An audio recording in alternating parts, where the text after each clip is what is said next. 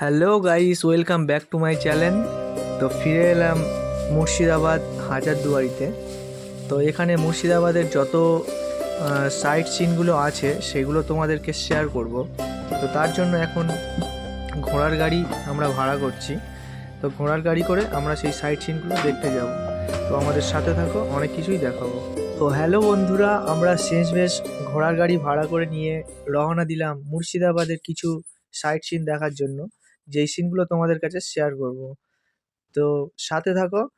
তো আমাদের ঘোড়াটা খুব বলবান ও শক্তিশালী ছিল, দারুণ ছিল ঘোড়াটা, আমাদেরকে নিয়ে ভালোই জোরে জোরে যাচ্ছে। লাল বাদশা খুব ভালো ঘোড়া, সত্যি দৌড়াচ্ছে, আমাদের কতজনকে একসাথে নিয়ে টানছে দেখো ঘোড়াটা। আর এই কাকা ড্রাইভিং করছে, কাকার ঘোড়া। আর আমরা এইসব বসে আছি কাকার ঘোড়াতে। অসাধারণ লাগছে, জায়গাটা খুব সুন্দর, খুব ভালো লাগছে।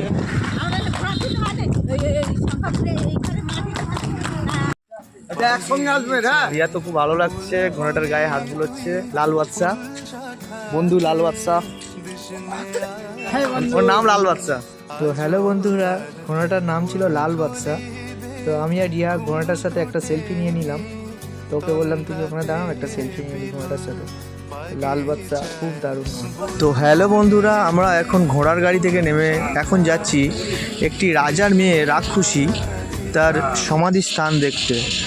তো রাজার মেয়ে ছিল এমন একটা রাক্ষসী যে 108টা মানুষের হৃৎপিণ্ড বার করে করে খেত। তো সেটা রাজা কখনো জানতে পারেনি। গ্রামবাসীরা জানতে পেরে রাজাবাবুর কাছে বলেছিল যে আপনার মেয়ে এইরকম কাজ করে বেড়াচ্ছে, আমরা একটা সাজা দেওয়া দরকার। তো রাজাবাবু সেই সময় ঠিক করেছিল যে তার মেয়েকে জ্যান্ত কবর দেওয়া হোক।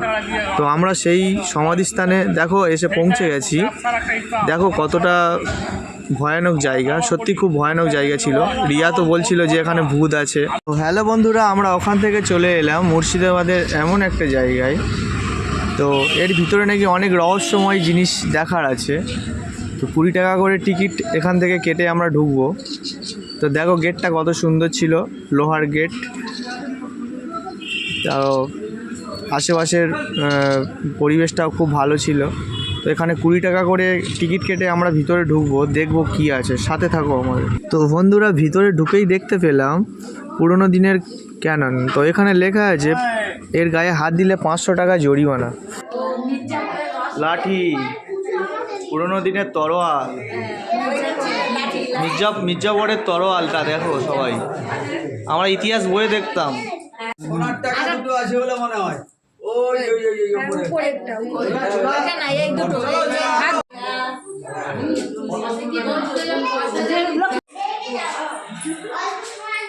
তরোয়ালগুলো দেখো, ভোজালি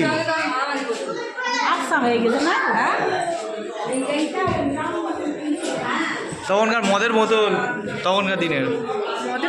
হ্যাঁ, এইরকম স্টাইল আছে।